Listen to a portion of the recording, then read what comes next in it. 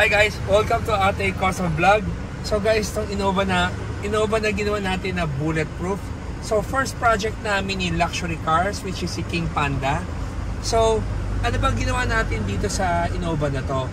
Well, syempre ang specialty nila luxury cars is the bulletproof. Ang Ate Customs naman ang specialty is the interior. I wanna show you muna itong interior na leather na ginawa namin sa Innova. Ang original kasi ng Innova ay fabric. So pinalitan namin ng leather. Itong leather na to, kung mapapansin nyo, hindi siya yung may mga aspect na dot. Itong leather na to, ito yung, kung familiar kayo with Super Grandia and Toyota Elite na Grandia na leather, ito na yon. So nag-import kami ng leather na talagang identical doon sa Super Grandia and Grandia Elite, because yung ginagawa naming headrest na Atoy headrest ay para maging identical doon sa leather ng Grandia. Itong Innova na to, hindi namin pinalitan ng headrest kasi yung headrest na available for the front seat of Innova hindi pa tapos. Matatapos pa lang siya siguro 2 months from now, lalabas na. Ang dami nagtatanong sa amin, meron ba pang Montero, pang Terra, pang Innova, pang Camry? Lahat yan, lalabas yan. Inuna lang namin ang Super Grandia dahil napakamahal ng molde. So inuna ko muna ang sure client, which is yung mga Super Grandia. So far we're doing okay with the headrest, pero pinakita ko lang itong leather na ginagamit natin. At tingnan mo yung legroom. So again, I'm 5'10", so yung legroom ko, pag bumiyahe ako, ito, kahit ito sinagad ko, ito yung pinakasagad na legroom. So pupunta tayo sa likod ngayon para makita nyo yung ginawa natin na captain seats. Nakita nyo, di ba? Nakasagad ako na atras. So makikita mo to at saka to. Ang layo, tapos naka-recline. So ang papakita ko muna, ang ginawa natin, pinalitan natin na captain seats itong Innova. Nilagyan, ang original to is bench type. So nilagyan natin ng captain seats na merong adjustable armrest. Yan. Tapos ito, same leather with the front. Pero ang one of the highlight, di ba? Karamihan ng sasakyan nyo, pag meron kang sasakyan na may headrest like ito, pag bumabiyahe ka ng malayo, hindi ka talaga makatulog ng komportable.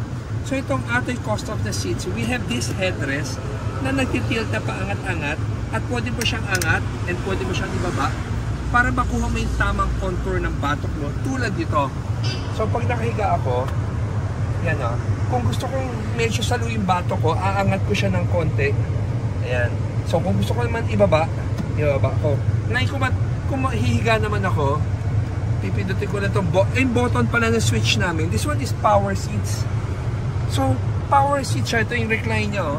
Hindi namin tinanggal yung third row seats kasi hindi nasabi sa akin ng client kung gusto niya tanggalin yung third row seats or hindi.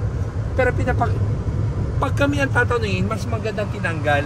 Pero kung pinatanggal sa amin mamaya to, tatanggalin din namin kasi hindi lang napag-usapan. Pero ngayon, this is the look.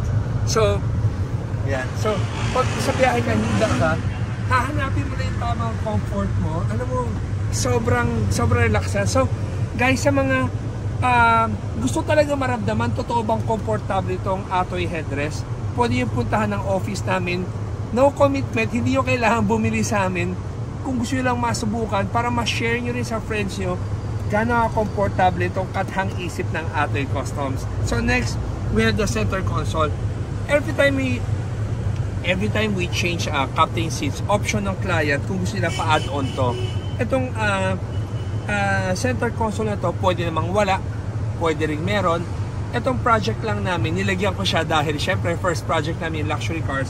Pinakita ko lang ano yung mga merong items sa pwedeng ilagay to complete yung package. So ang kulang as of now is the headrest, pero doesn't really matter naman kasi driver and passenger sa harapan, syempre yung nagmamaneho hindi mo siya matutulog sa kotse, pero some people gusto rin nila may headrest sa harapan para kung nakahinto raw sila, may iniintay sila, nakakatulog rin sila ng tama. So right and wrong, it's up to you guys, pero ang pinag-usapan lang natin gaano komportable ito. So this is our center console. Lahat ng wiring namin nasa loob. We have the cup holders. It can be stainless or it can be a black. It's your choice kung anong gusto mong gawin. So ginawa lang namin to para ang linis tingnan. Tapos Pag sit upright ko na siya, ito yung sit upright. Papakita ko naman yung atras abante. So, ito yung naka-atras. Pag inabante ko siya, yan, no? So, pag inabante ko, imagine mo, kung wala kang railings sa atras abante, napakalaki ng tao na nakaupo dito. Paano magkakasya? So, ngayon, ito. Diba? Saktong-sakto.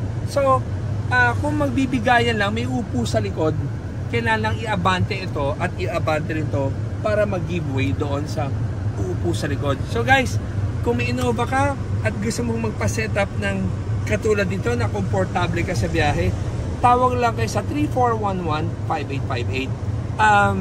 Guys, I want to tell you guys, Jesus is real. I just want to share to you guys, I want to plant seeds sa mga heart ninyo. Kalimutan nyo lahat ng angerness. Alam mo, nasa utak lang naman natin if you wanna get angry to somebody, utak mo lang rin naman dapat mag-adjust for you to calm down. So, tatandaan nyo, mahal kayo ng Diyos. Kung mahal tayo ng Diyos, matuto rin tayo magmahal sa mga taong mahirap mahalin. So guys, thank you for watching.